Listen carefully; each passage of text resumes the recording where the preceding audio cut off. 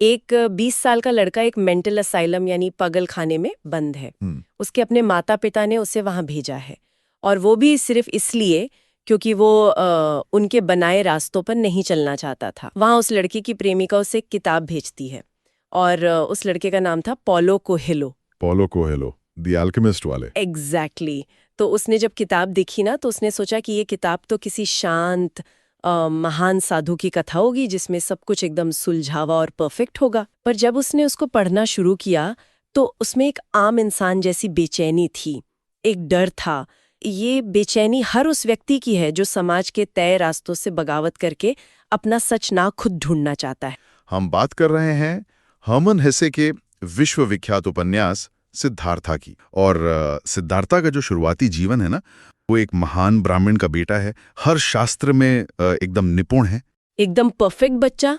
लोग उसे देखकर प्रभावित होते हैं। उसका जो सबसे करीबी दोस्त है गोविंदा, वो उसकी परछाई की तरह उसके पीछे चलता है। लेकिन इतना सब होने के बाद भी सिद्धार्था के अंदर एक खालीपन है, एक रेस्टलेसनेस है। उसको लगता है कि उसके पिता और गांव के बाकी जितने भी विद्वान लोग हैं, उन्होंने अपना सारा ज्ञान उसके दिमाग में एकदम डाल दिया है।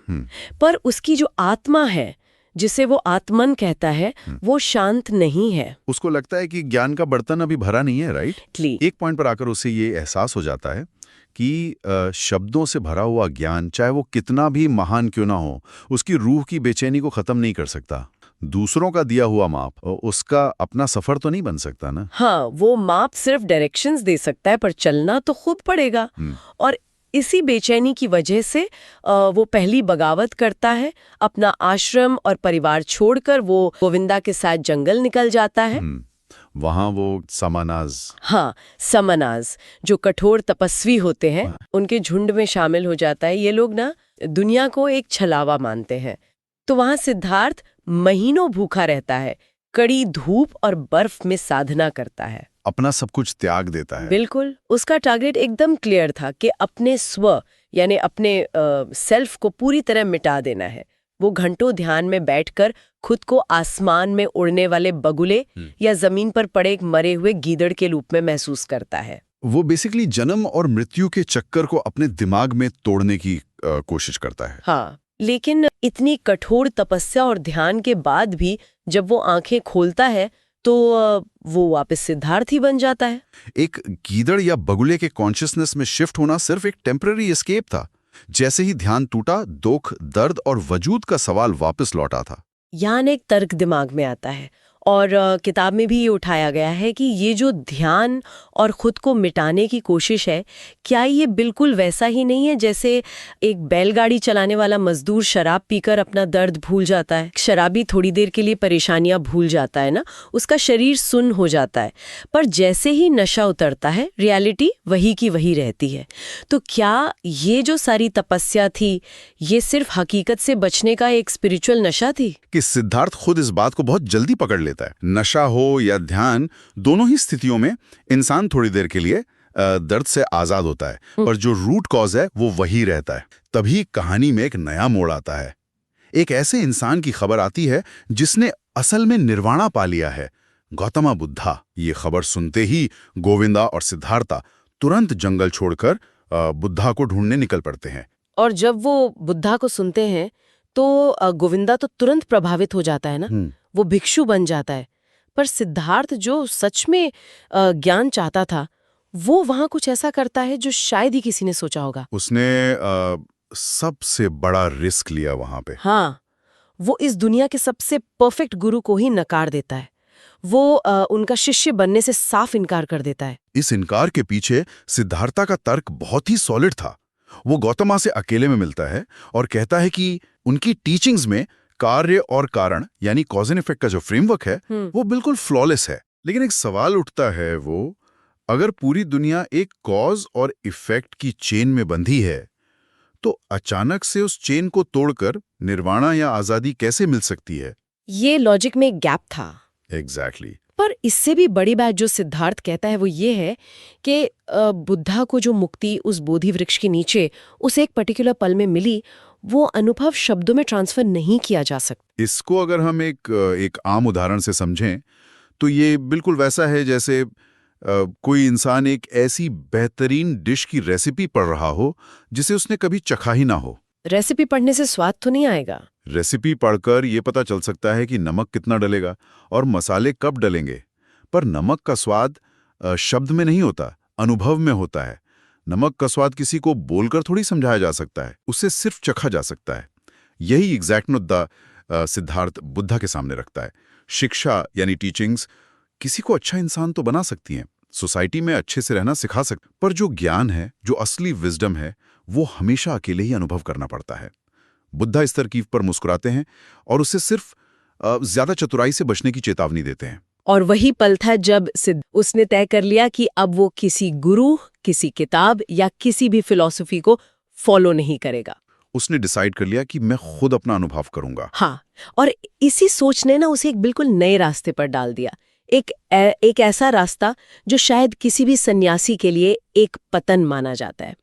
जो व्यक्ति सालों से भूखा था, जिसके पास ढंग के कपड़े तक नहीं थे, वो अचानक दुनिया के भौतिक भोग विलास में उतर जाता है। जिससे किताब में संसारा की दुनिया कहा गया है। वो एक शहर पहुंचता है और वहां कमला नाम की एक बेहद चतुर और आकर्षक कॉर्टिजन से मिलता है। सिद्धार्थ उसके पास जाकर कहता है कि वो उससे प्रेम की कला सीखना चाहता है। पर एक भिखारी जंगल के सन्यासी के पास उसे देने के लिए क्या था? कमला जरूर पूछती है ये बात।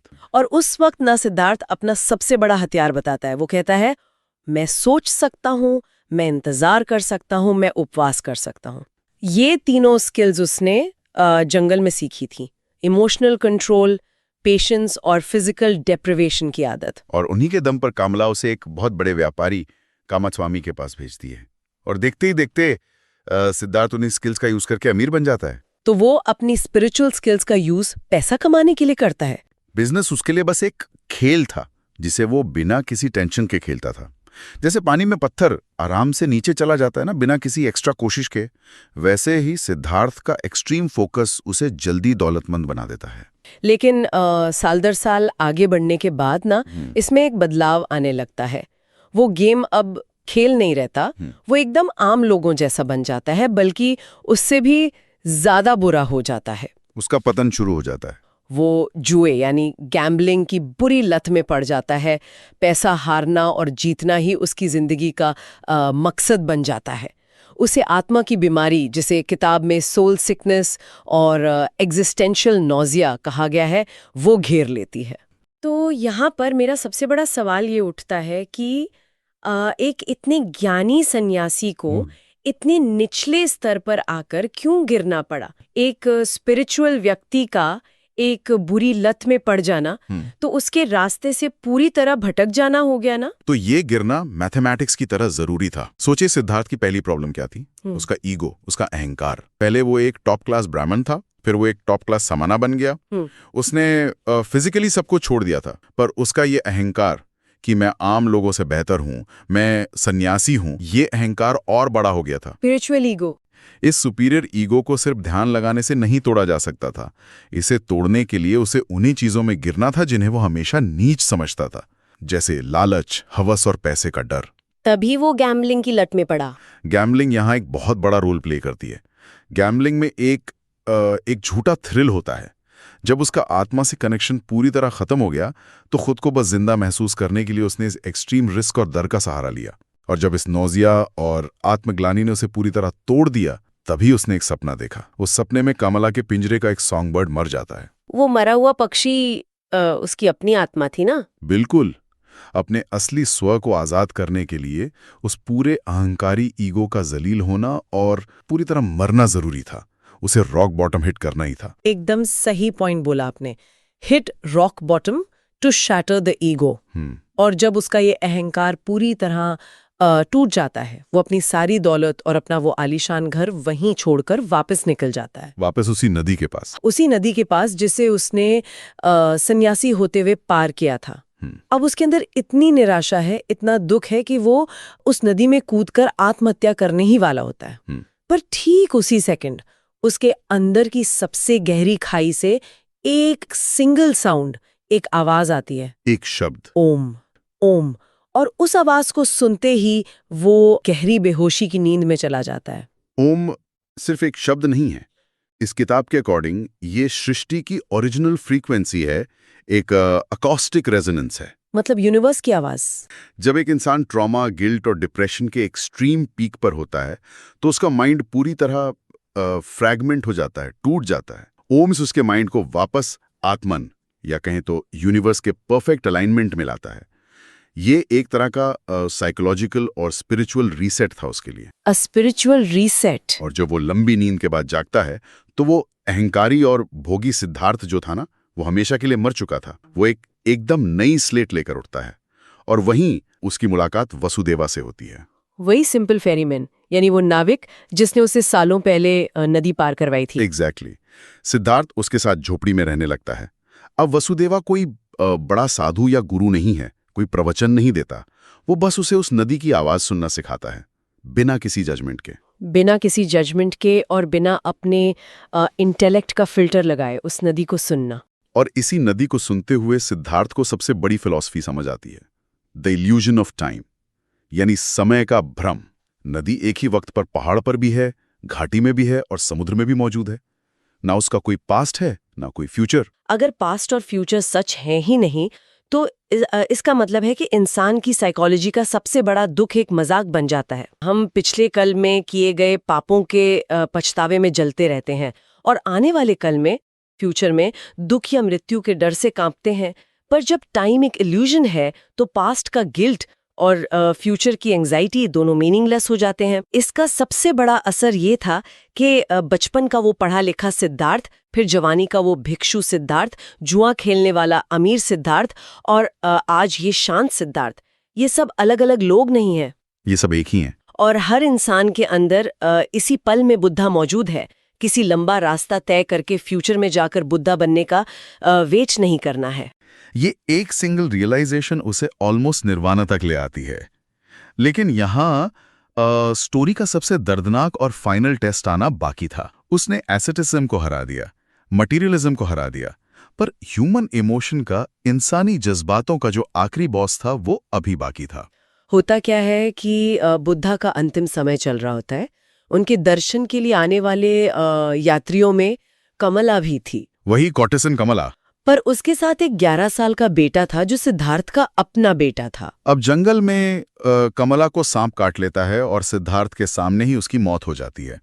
अब वो 11 साल का जिद्दी और एक अमीर माहौल में पला बढ़ा लड़का सिद्धार्थ के पास रह जाता है। और यही लड़का सिद्धार्थ की सारी शांति का टेस्ट लेता है। वो झोपड़ी में नहीं रहना चाहता, सादगी से चिढ़ता है और अपने पिता को बार बार जलील करता है। और आखिर में वो अपने पिता के ही पैसे चुराकर शहर भाग जाता है। मेरा सवाल यहाँ ये उठता है कि जिस सिद्धार्थ ने मौत का डर जीत लिया, अहंकार तोड़ दिया, वो एक छोटे से गुस्से वाले बच्चे के सामने इतना टूट क्यों गया? उसकी आत्मा की स्थिति अचानक इतनी कमजोर क्यों पड़ गई? क्योंकि पहली बार उससे अंधा प्रेम यानी ब्लाइंड और इरेशनल लव का अनुभव हुआ था। सिद्धार्थ ने बचपन से ही ना लोगों को बहुत दूर से एनालाइज किया था। वो आम लोगों के जज्बातों को एक एक्सपेरिमेंट की तरह देखता था। कहीं ना कहीं उन्हें बेवकूफी मानता था कि ये लोग किस दुख में पड़े हैं, पर अपने बेटे के लिए फील करना अलग था, बहुत अलग। ये जो बायोलॉजिकल प्रेम है, एक पिता का अपने बेटे के लिए प्यार, ये कोई एनालिसिस या लॉजिक तो दिखता नहीं। ये बहुत रॉ, मेसी और पेनफुल होता है। वसुदेवा जो उसके इस दर्द को बस शांति से देख रहा होता है, वो आखिर में उसे एक कड़वी सच्चाई बताता है। वसुदेवा समझाता है कि जैसे सिद्धार्थ के पिता उसके दर्द को रोक नहीं पाए और उसको जंगल भटकने से बचा नहीं पाए थे, वैसे ही सिद्धार्थ भी अपने बेटे को उसके हिस्से के दुख और पाप से नहीं बचा सकता। बेटे को अपनी गलतियों का रास्ता ना खुद चलना होगा। उसे जोर जबरदस्ती शांति नहीं सिखाई जा सकती। किसी भी इंसान के लिए सबसे भारी पल होता है ना, अपने सबसे अजीज हिस्से को अपनी गलतियां खुद करने के लिए आजाद छोड़ देना बहुत मुश्किल होता है। और जब वो इस दर्द को और इस अलगाव को एक्सेप्ट कर लेता है तो उसके अंदर का आखिरी बचा हुआ अहंकार भी जलकर खाक हो जाता है। उसके बाद वसुदेवा जंगल की तरफ चला जाता है और सिद्धार्था कंप्लीटली उसकी जगह एक शांत फेरीमैन बन जाता है। और तभी आता है इस सफर का एकदम आखिरी पड़ाव। उसका वही पुराना दोस्त गोविंदा, जो सालों बाद भी एक भिक्षु है और अभी भी ज्ञान की तलाश में यहाँ वहां भटक रहा है, वो एक दिन उस नदी पर आता है। और गोविंदा तो हैरान रह जाता होगा उसको देखकर। बिल्कुल। गोविंदा देखता है कि सिद्धार्था के चेहरे पर एक ऐसी अजीब और गहरी शांति है जो उसने पहले सिर्फ बुद्धा के चेहरे पर देखी थी।